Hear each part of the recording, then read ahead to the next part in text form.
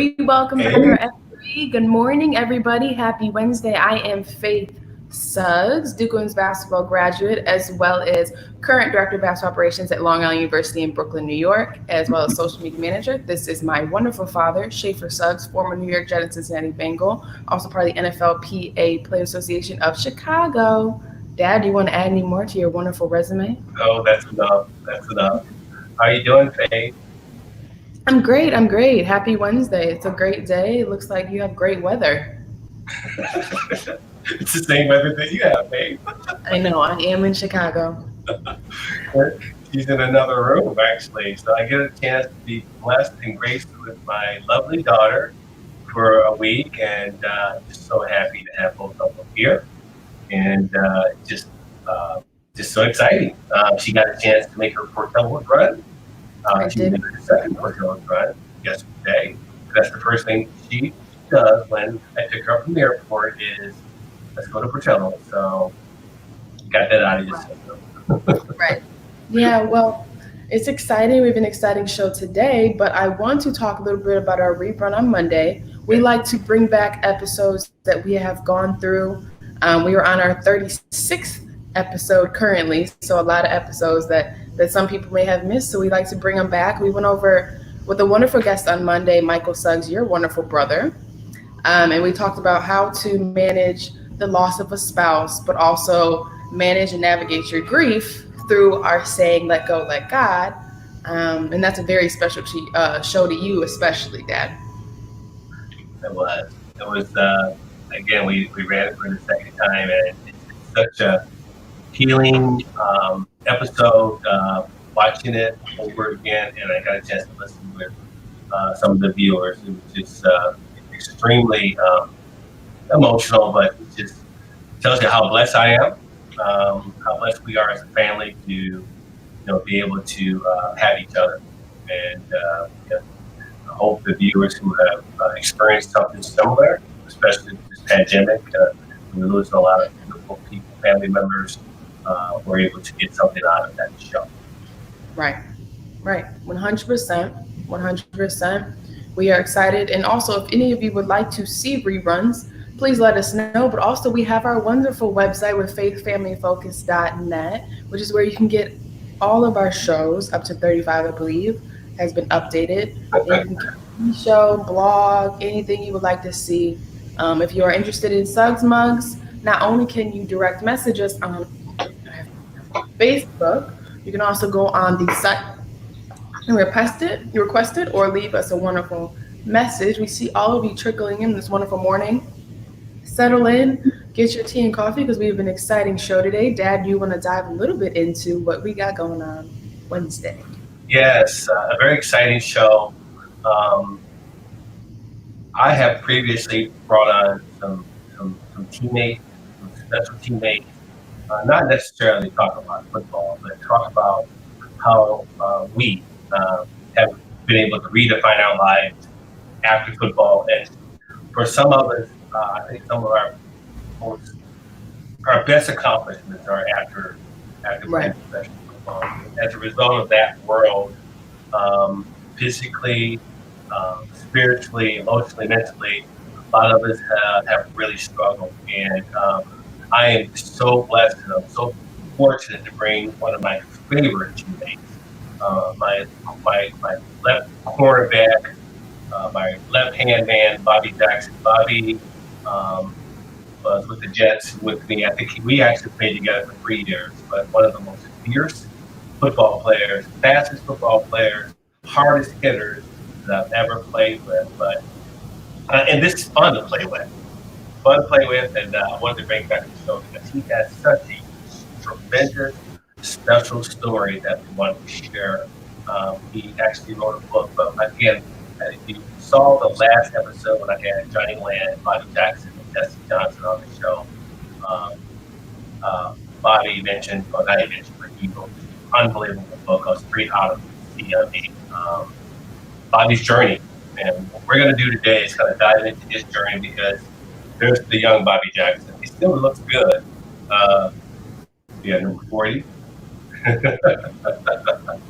We have a lot of pictures of us together.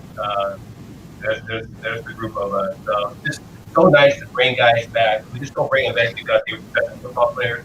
We bring them back because they have, just like our team, let go, let God, let faith. A lot of their stories run parallel to some of the stories, some of the experiences we have experienced in our life, redefining our life, overcoming challenges, adversities, um, just making it happen no matter what. And of course, one of the biggest accomplishments that Bobby, one of the biggest accomplishments Bobby had was actually going back to the degree, but one of them, without further ado, bring him on. But after this break, we're going to bring my good friend Bobby Jackson, Bojack, on the show. Yeah, I'm having a problem hearing you guys.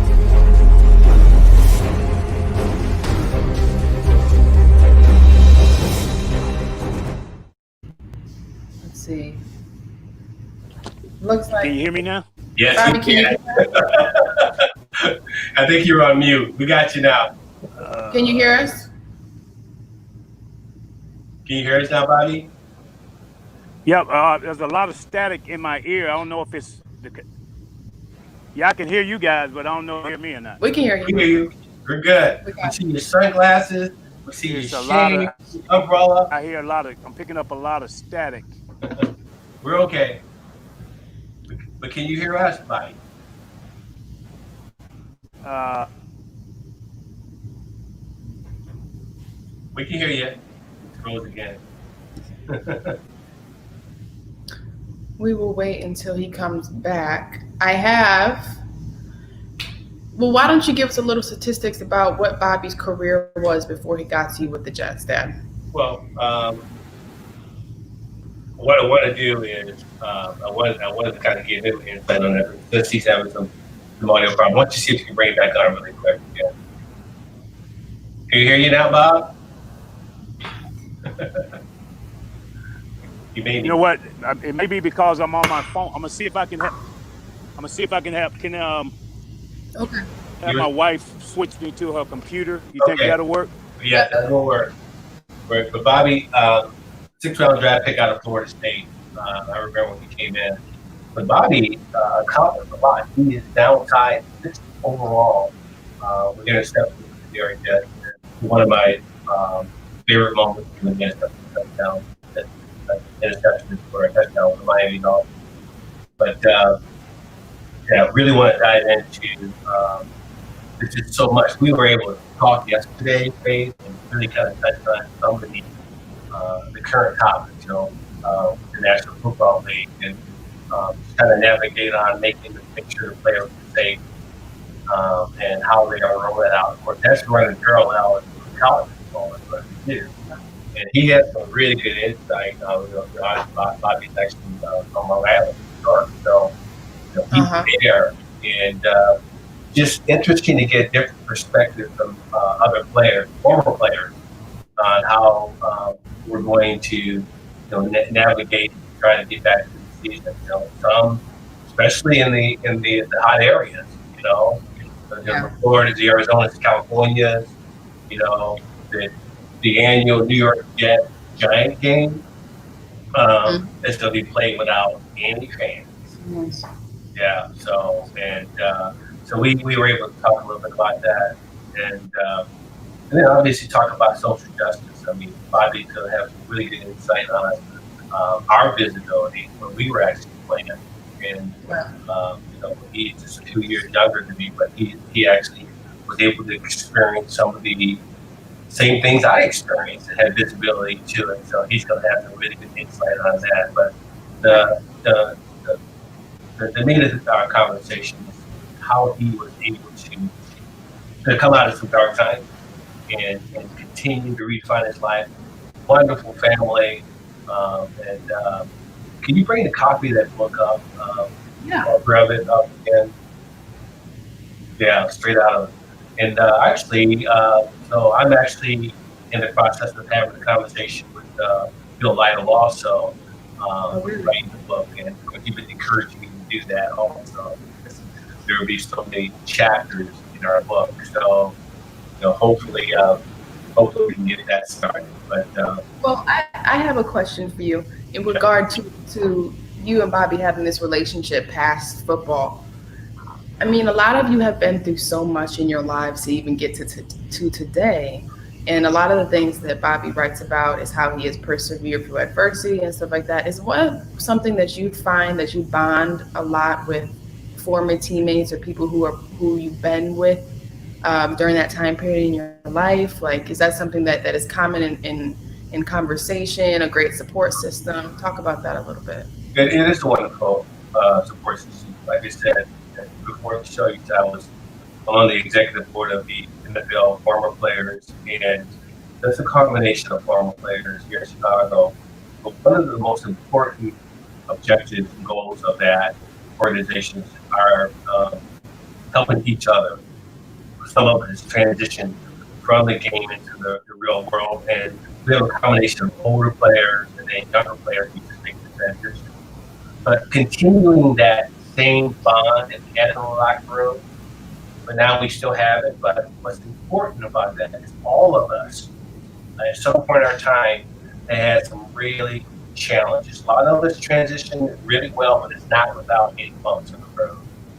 Right. Between injuries, some guys with concussion, CTE, as you well, I've had many injuries, and some guys go through divorces, some guys go through financial, some guys go through a lot of emotional, spiritual, and physical dynamics that we support each other, and the bond that Bobby and I have is we've had some similar paths. So to be able to reconnect, not just the locker room conversation, but the real life current things that we are going through. One of the wonderful things about the Legends community and LPA is their main goal is to help us continue to live healthy lives, help us continue to redefine our lives with, and unfortunately, we are finally getting a layer of benefits that we Right. deserve, health benefits, educational benefits, career benefits that over the last 10 years have gotten a lot better. But the most important thing that I have with Bobby and Johnny, and as you well know, you probably met almost every player that I've ever talked about, and we all have very similar stories of perseverance, fighting back, redefining our life. And what's the most wonderful thing of, a lot of our biggest accomplishments is our kids. And I think we got him back. Hopefully, we get him back. He's on mute right now. I got it. Okay. So we can get him to unmute himself. Okay, unmute.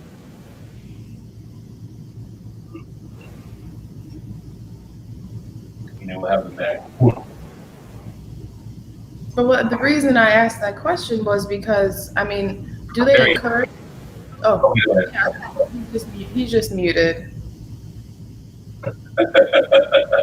There you go. We go, right? There you are.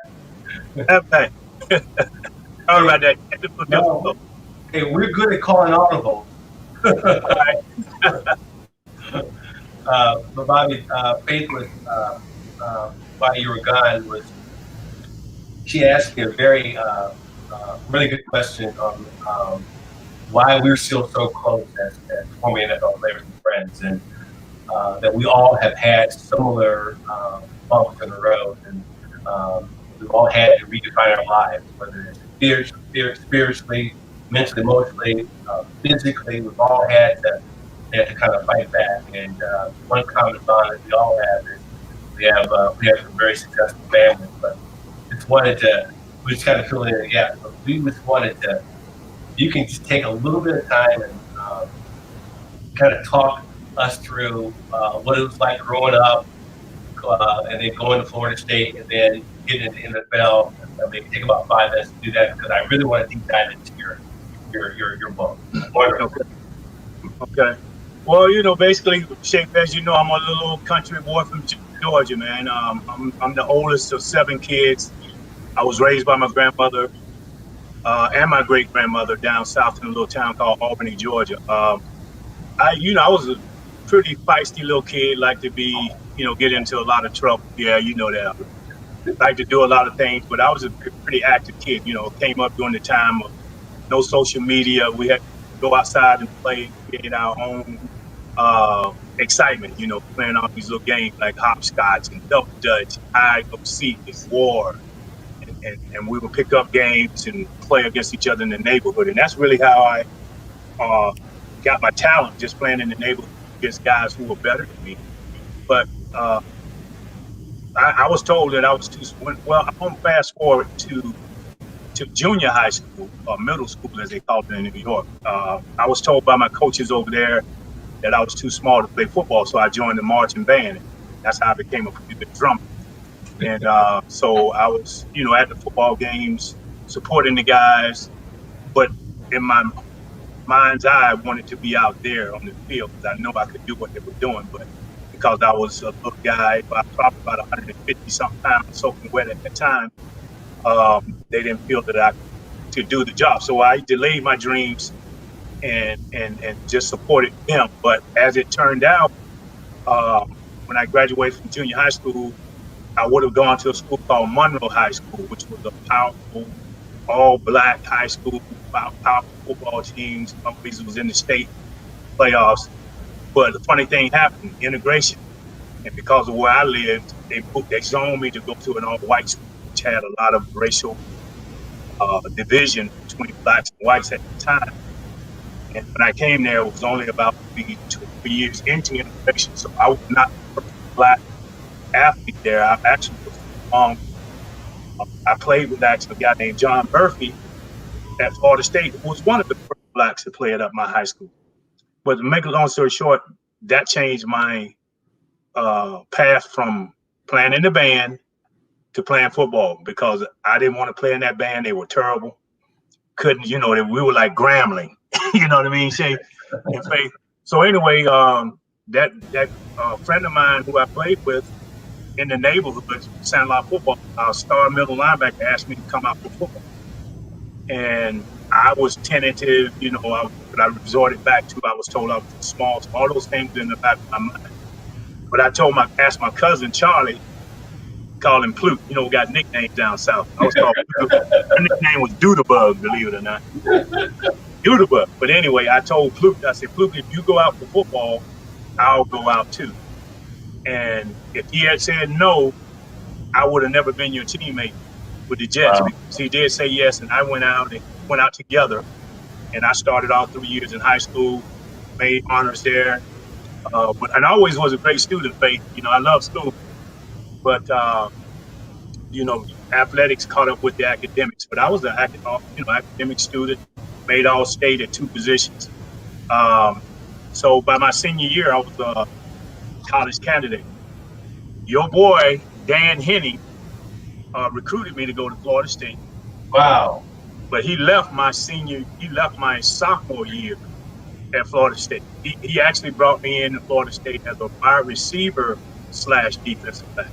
I played wide receiver my senior year after making all offensive defensive back the prior year. Make a long story short, Dan Henning left Florida State, went to the Jets. I made All-American my senior year. We went 10-2, were 4th in the nation as a team.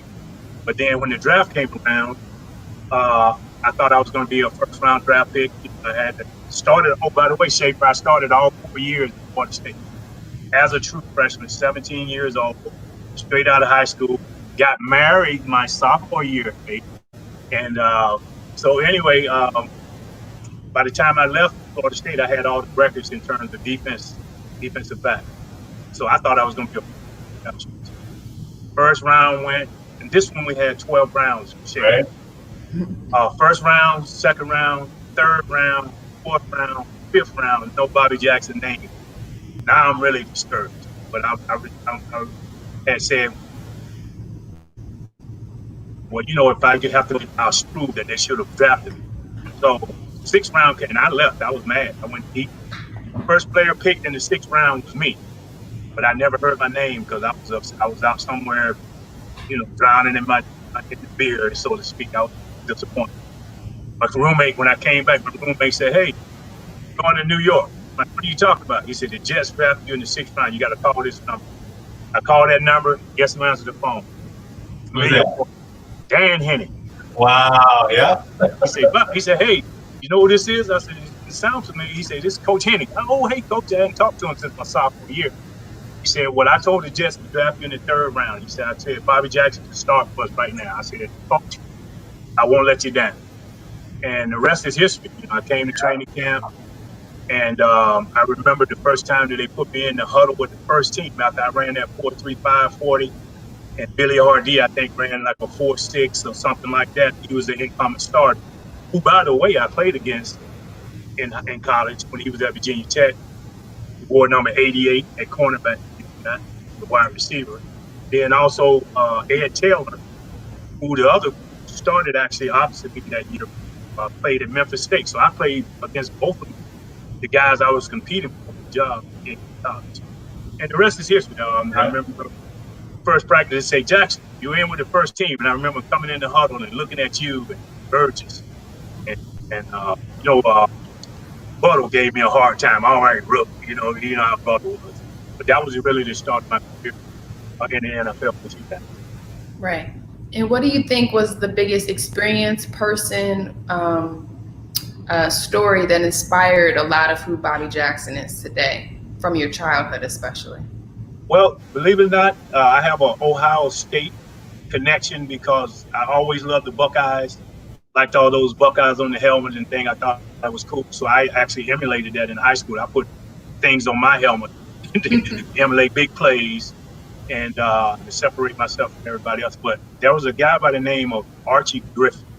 Yeah. And Archie Griffin wore number 45 at Ohio State. That was the number I wore. And the thing that brought me to him and look up to him was I didn't really have to look up to him. I looked eye to eye with both about 5'8", 5'9", and he was a freshman starting at Ohio State. And I was like, man, that guy can do it.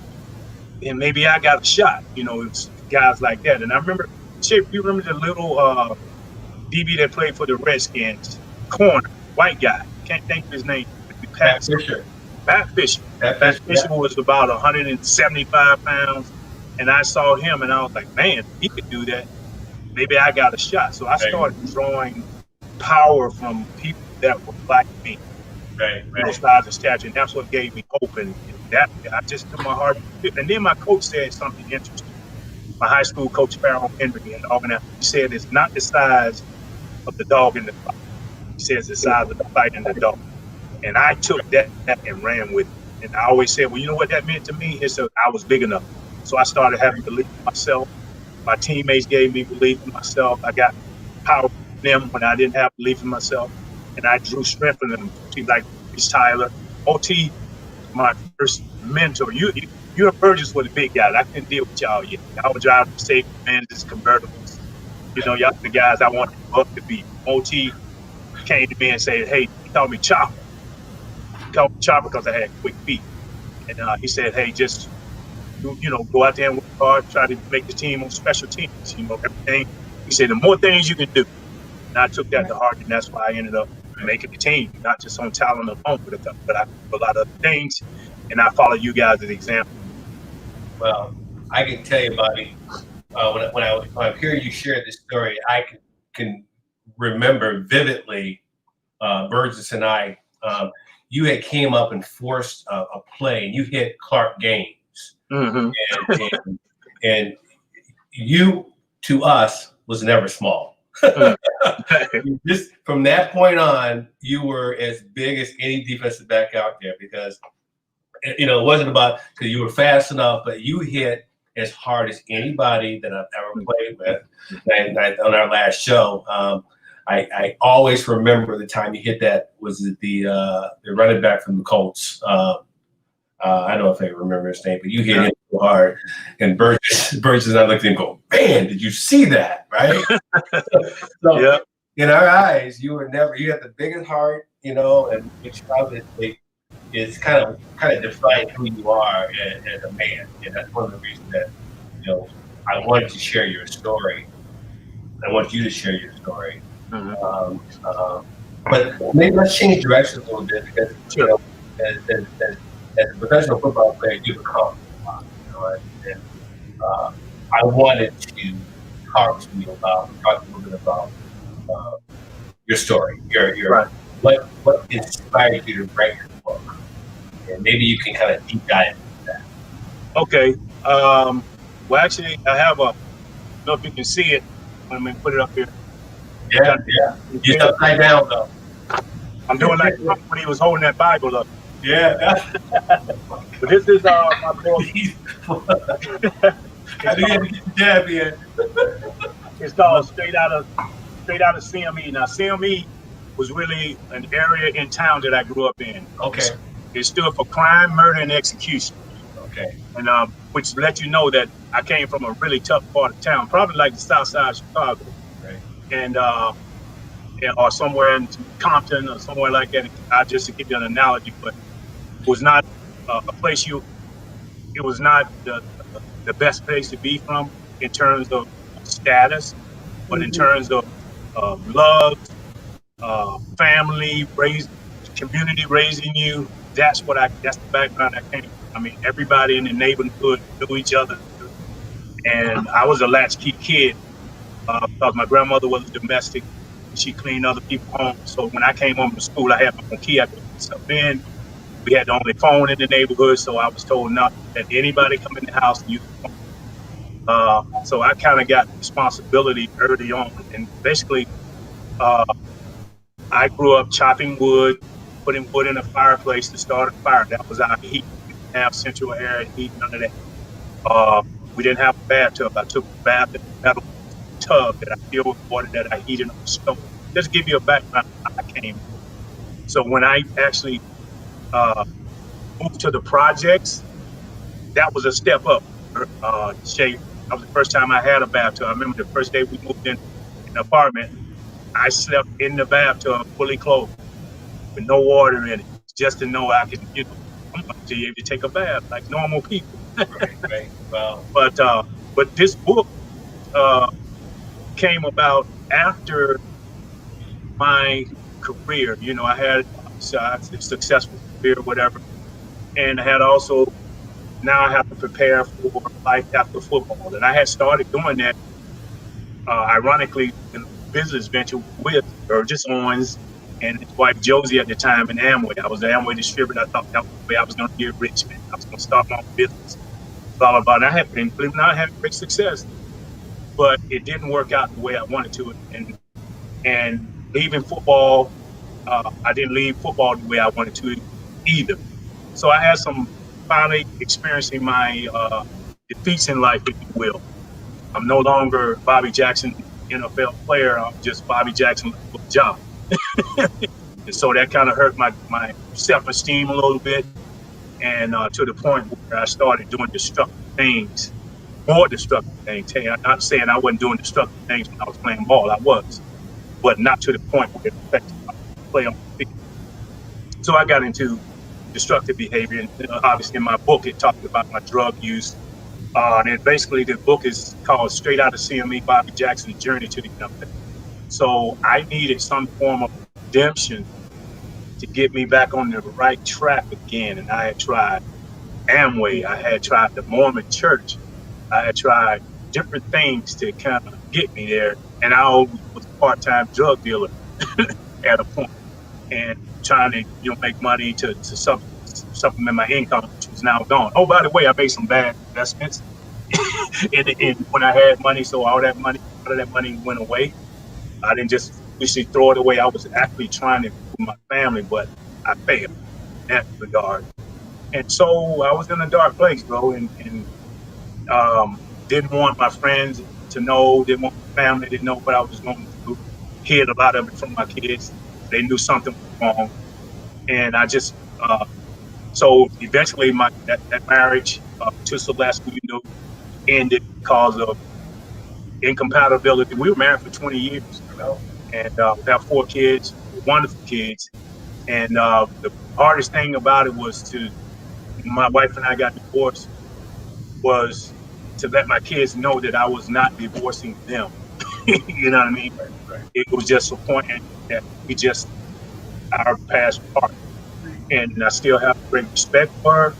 On the same hand, I had to be true to myself and have life for myself, which now I'm married to the woman that I wanted, you know, that I wanted to be married. We had conversations in the past, and this is my third marriage, third and final, because I finally got it right. Three times the charm, I guess.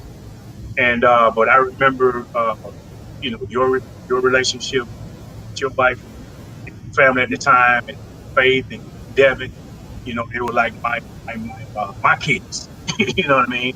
And I cared about it. And I followed your career, Faith, and also looking forward to following Devin's right up the road from me here.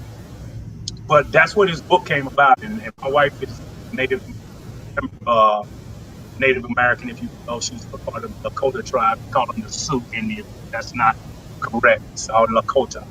And she's direct descendant of Sitting Bull. So I actually had a chance to go for Sitting Bull walk and lived and hear the Wow. stories and see where he actually lived and also where he was buried, his gravestone and so forth. But I got a connection to the native culture because I was told that I had Cherokee blood. Well, when I did my genealogy, I found out I was mostly African. Cherokee didn't show up a whole lot, so it must be very small. So, but I've always been intrigued with culture. I do know that there's native blood in my family. Uh, but the point is I uh, got into that culture. I wanted to live that culture. So the native sun dance, which is one of the seven sacred ceremonies that they conduct, was the one that I danced in, and I did it 4 years. Like I graduated from college again. I had to do it for 4 years. I pledged 4 years. In my book, I'm not supposed to go into the ritual so much, but basically 4 straight days we dance from sun up to sundown in the hot sun out in South Dakota. It's over 100 degrees every day, and no water, no food, nothing. And it's basically like training camp all over again. Wow. And it was the most satisfying thing that I ever done. And that's how I really got back on track and got my blessings back from God. And basically, I've been on that path ever since.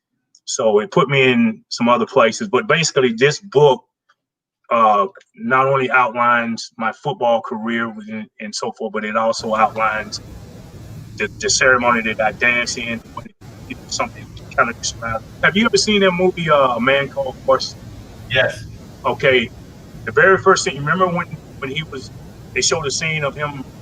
He got pierced from his chest and he was hanging. Yes. Remember that? Mm-hmm. Okay, well, I actually did that, Oh but wow.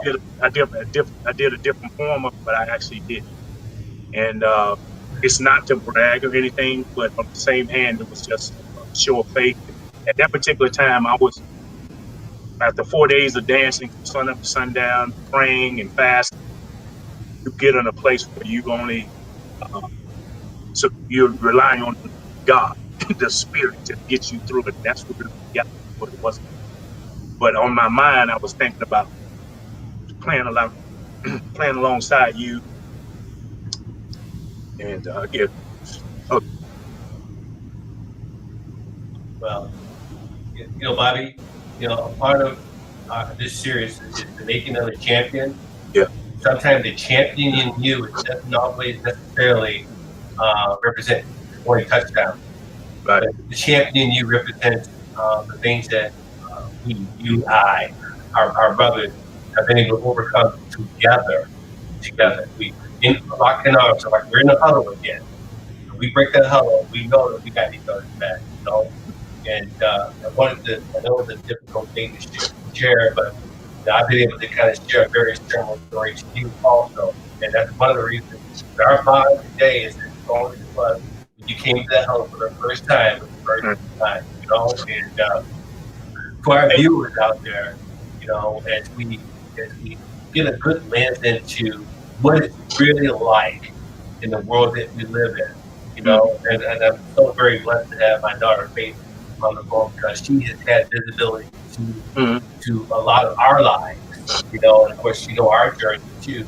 But just being able to have a level of appreciation, to be able to embrace these type of conversations with her dad and show her what her dad has been blessed with, the kind of friends he's been blessed with, It's just an amazing experience for me. And I tell you, I always loved you like a brother, man. Mm. And for our viewers out there, I just don't bring football players on this show. I bring men. I bring men, godly men. Let go, let Mhm. God have faith. And Bobby represents every aspect of what it's like to be that God-like man that I want to continue to have in my life. And when I talk to you, I remember the first time I brought Devin. I Oh yeah, brought Devin to the reunion, the yeah, alumni. the Yeah, reunion, and he went to get some. He went to get some a snack. He goes, right. "Hey, Bobby's on the couch." I was in the In lobby. the lobby. Okay. I said, "Oh, let's go check up on Must, Jack." some must be wrong. But Yep. that's the nurturing that we have in each other. We know that we have each other's back, and I just so appreciate you sharing that part of your story. You know, the promise that you made your mom. I want Mm. you to kind of share a little bit about that because to me that's just another amazing story. But the promise that you made your mom about going back and getting your degree. Let's share that story. Yeah. Well, what another part of that story also, Shaker, is was actually, let me say, my mom. Referring to my grandma. Obviously, my mom Grandmother. is still living. I love. Actually, she lives in the house that my dad. I moved her into the house. She was in Florida. I moved her from Florida to her house so she could live her. She just turned 80, by the way, Okay. and she's also had some issues of her own. But my grandma, I'm the only. I found out. I thought I was the second, but I was the first person to get my degree in my Wow. family. I thought I was the second because I thought my aunt had got her degree. That was actually her high school graduation photo. I thought it was her college graduation. But I've always told my kids, and Ashawn has echoed this. He actually got a chance to see me graduate in person. It's always finish what you start. And then I go and do a lot of motivational talk to youth, and I would say the same thing. I would always say, "Well, I went to Florida State, but I never, I'm dodging around, but I never graduated. I went to Florida State for 4 years. I never said I just, and it was just like, you know what? I want to be able to tell kids that, the experience of getting my degree. So I made a decision one day. I said, you know what? I'm going back. And so I did. I wrote online. I did distance learning, did it on the computer. And for almost 3 years, maybe 4 years, I did my own. I had to do my own, obviously studying. Was not in a class. I had to be self motivated to do these things, to read and get my assignments in on time. And it was a struggle at the beginning, shape, because I hated to read, man. I would read one paragraph, I'd be stuck on it, and nothing would stick in, man. But finally, I got into the habit of getting back into my study time, doing the things I had, whatever was going on, I put it aside, and I did my homework to the point where I was a scholar athlete, man. I think I made one C. And that was a mistake because I didn't turn in an assignment on time, and I thought I did, or got extra credit. But I made a C in one class, but I made all A's and B's in my classes, and these was not dummy classes. Okay, I know. so I graduated a pretty good average. But the point is that I graduated, and all I could think about was I made a commitment or agreement with my friends. I would call people and say, "Hey, I'm going back to school," uh, to let them know. And I had told them when I left. I said, "I'll be back." Matter of fact, after my rookie year, I went back to school, but I didn't go to class. I went to school, but didn't go to class. So, so I spent money for nothing. But anyway, I may held myself accountable because I told other people. I told people that I cared about that, hey, I'm going back to school and I'm going to get my degree. So now they held me accountable. They would call me, hey, how you doing? How's things? So I couldn't slack. So I had kind of like a cheering section pushing me on, and that's what kept me going. My wife helped me a lot.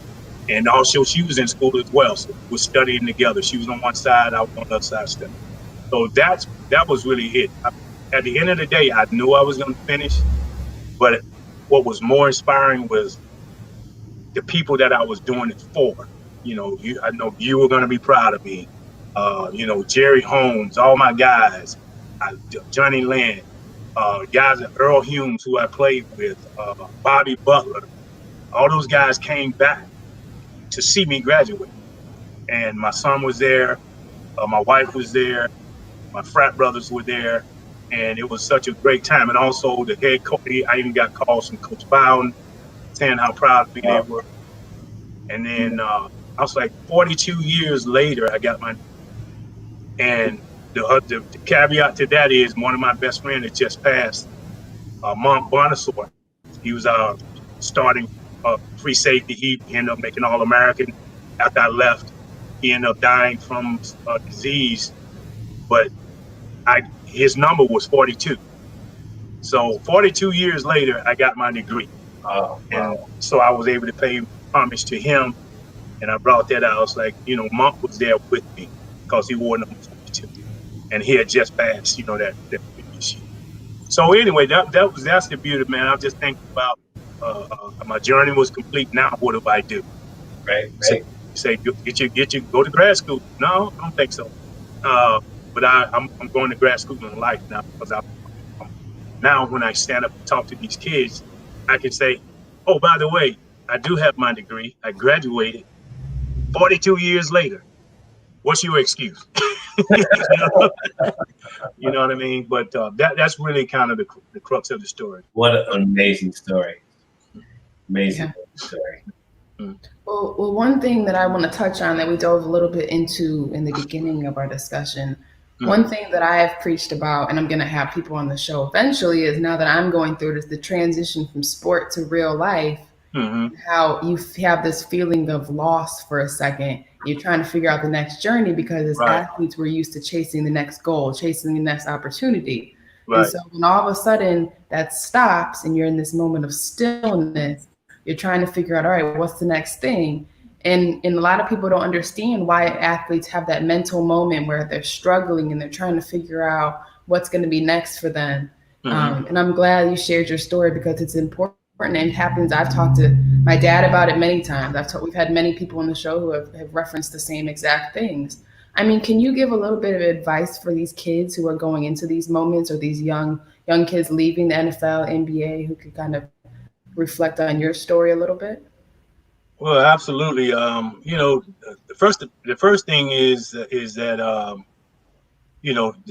there's nothing special about me other than I decided to be special. So everybody has that in them. I believe that you have to set you have to set goals in life all the time, because life is, you never arrive. You're always in the process of becoming. So when you think you're there, that's when you're backslide.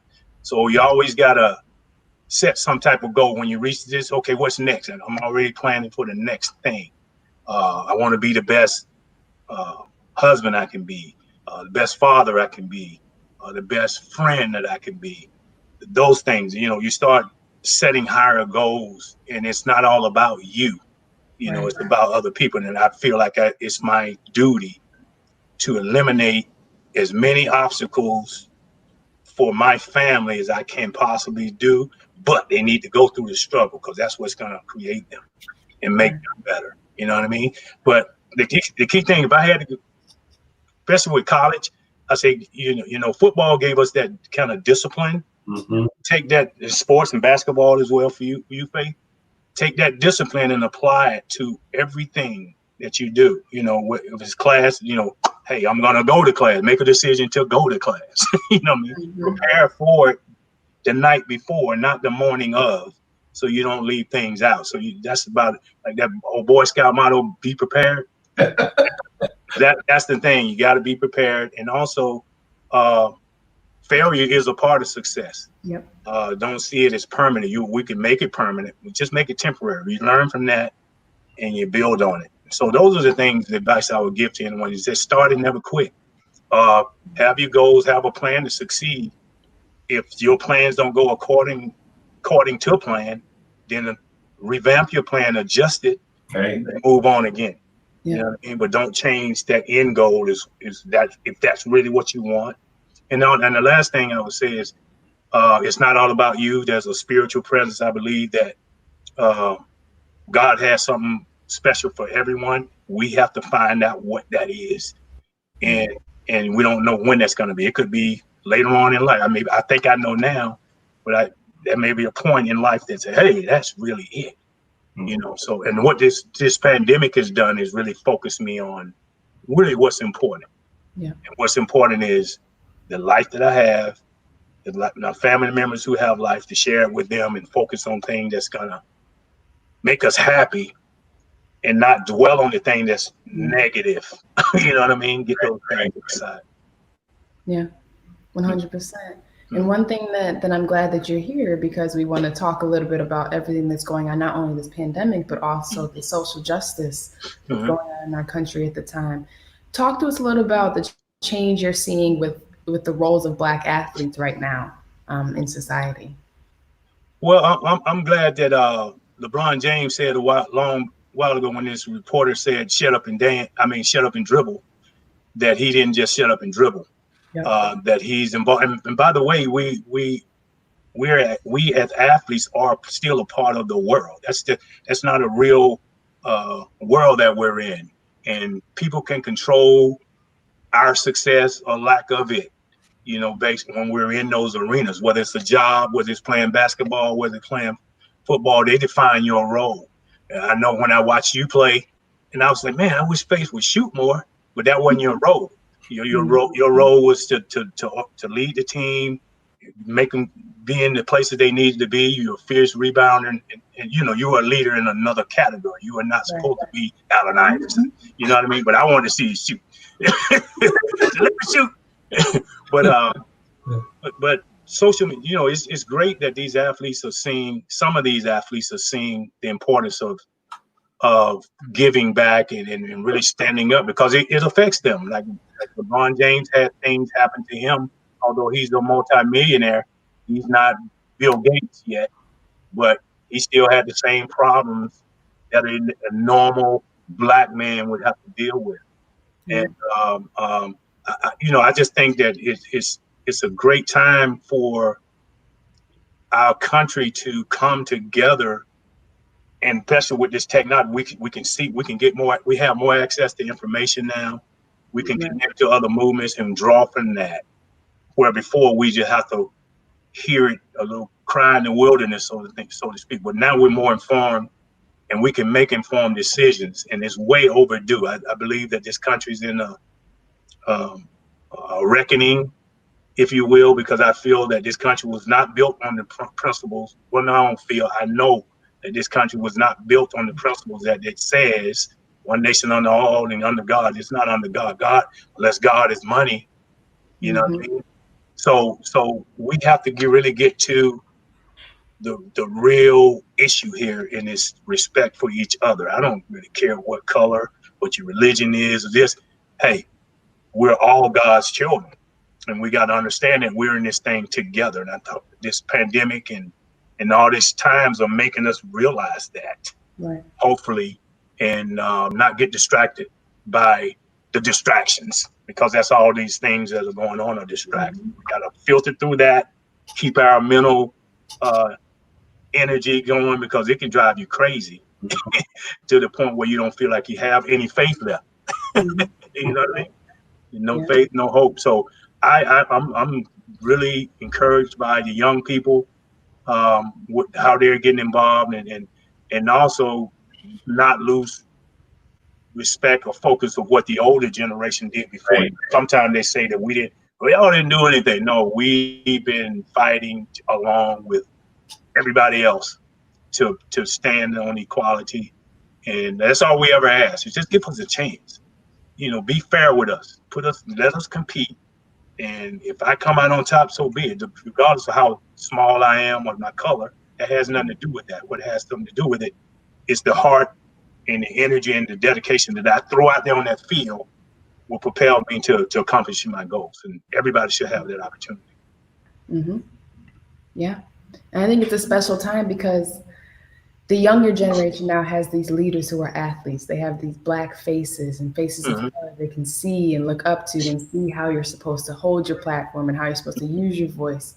Right. So it's special, and I tell Devin all the time, I can't wait to see kind of what he does with his Mm-hmm. platform at Ivy League, because I went to a predominantly white institution. So I Mm-hmm. kind of try to tell him about what his experience can be like, but I also want to hear what his experience may be different from my own, Mm-hmm. with a different generation, even if it's only 5 years. But no, it's a special time. Me and Dad talk about it all the time. Mm-hmm. I'm excited to see what 2021 looks like, Mm-hmm. after all of this craziness. But I think craziness is a blessing, Mm-hmm. because it's making a lot of people uncomfortable to grow. Um, Exactly. yeah. But Bobby, we thank you so much for joining us. Mm. Um, we love having people that can share their stories that are very parallel to our own, and are great examples of how to live your life and be a great person. So we thank you so much. We hope to have you on again Mm. eventually to talk Okay. more fun stuff. Yep. Yeah. Yep. And I appreciate you guys having me on, and continued success to you and Devin and my brother Shafer. And just keep doing the positive work that you guys are doing as well. Outstanding, my brother. You know, I love you, man. Cause we talk to each other often, but just keep it up, man. Just keep it up, and we'll talk obviously real soon. Yes, sir. And you know I love you too, bro. Okay. Always will. All right. Well, we all thank you everyone for joining us today. Today was really amazing, Dad. I think so. You always pick some great guests. I'll give you that. It was a fun Wednesday, but we have some exciting news for Friday morning. We have a wonderful guest, the first NFL female scout, Miss Connie Carberg, or as Dad and them call her, Mama Jet, will be joining us to talk about her own experience and her book. So please don't miss this episode. But then again, thank you for joining us this wonderful Wednesday morning. We're so thankful for those who stopped by. We'll see you guys on Friday. Thank you, Amazon Fire, YouTube, Facebook, Roku, Apple TV. Most importantly, out of Phoenix, Arizona, E360 TV. Again, this is Faith Family Focus, where we want to use our faith as a vehicle to help heal and sustain others on their own path to strengthen the family core. So once again, let go, let God, let go, let faith, let go, let love. Everyone have a wonderful, blessed Wednesday. Stay safe and wear your mask.